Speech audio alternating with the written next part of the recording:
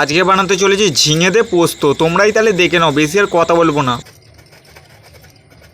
একটা একটা করে সব ঝিঙে ছাড়িয়ে নেবো।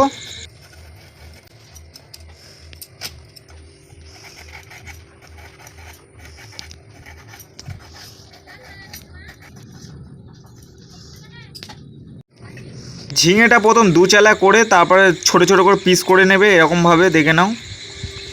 বাদবাকি ঝিঙেগুলো ওরকমভাবে কাটবে।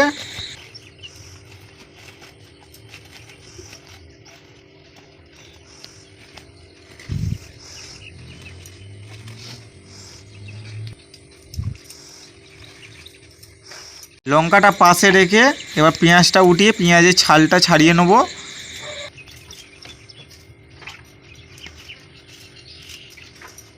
পেঁয়াজটা এবার নিয়ে ছোট ছোট করে কেটে নেব এরকমভাবে, ঠিক।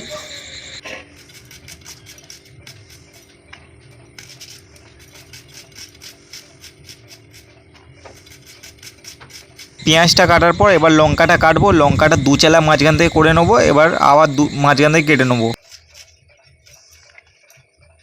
কড়াটা গরম হয়ে গেলে তেল দিয়ে দেবো। তেলটা গরম হওয়ার পর মেথি দিয়ে দেবো, তারপর শুকনো লঙ্কা দিয়ে দেবো, ভালো করে নেড়ে নেবো। তারপরে পেঁয়াজ কাটাটা দিয়ে দেবো, আবার নেড়ে নেবো। তারপরে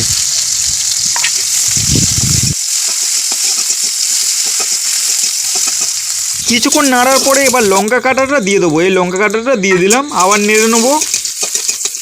কিছুক্ষণ নাড়ার পরে এবার আদা বাটাটা দিয়ে দেবো। এই দিয়ে দিলাম আদা বাটা। এবার ঝিঙেগুলো দিয়ে দেবো, এই সব দিয়ে দিলাম ঝিঙে।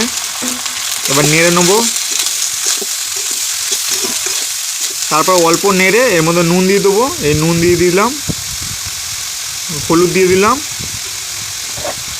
নেড়ে নেবো।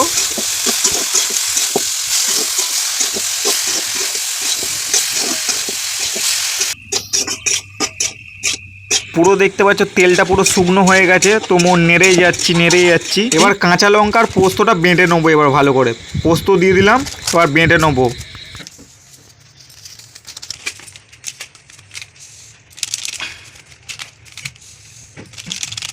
হালকা একটু জল দিয়ে এবার বেটে নেবো। শিল নোড়া নিয়ে এই বেটে নিচ্ছি।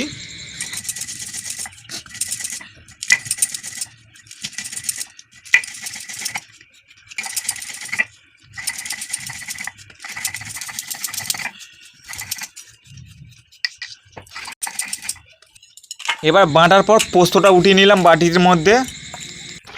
এবার ঝিঙের তরকারির মধ্যে একটু চিনি দিয়ে দিলাম, জল দিয়ে দিলাম হালকা, পোস্ত বাটাটা দিয়ে দিলাম।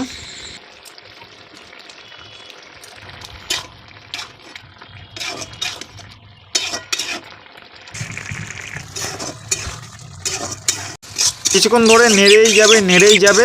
তারপরে কিছুক্ষণ মাখা মাখা হওয়ার পর নামিয়ে নেবে। তারপরে আমরা বাটিতে ঢেলে নেবো। আমাদের তরকারি হয়ে গেছে, এবার বাটির মধ্যে ঢেলে নেবো। এবার থালার মধ্যে ভাতটা বেড়ে নেবো। এই বেড়ে নিলাম থালার মধ্যে। এবার তরকারিটা নিয়ে নেবো, ঝিঙে দিয়ে পোস্ত এই নিয়ে নিলাম। এবার আমি খেতে বসলাম। একগাল মুখে দিয়ে দেখি প্রচুর বাজে খেতে হয়েছে। ঝিঙে তার মধ্যে একটা তেতো বেরিয়েছে, এর জন্য খারাপ তরকারি। আমি খারাপ তরকারিকে ঘুমাতে যাই। Tata, bye bye.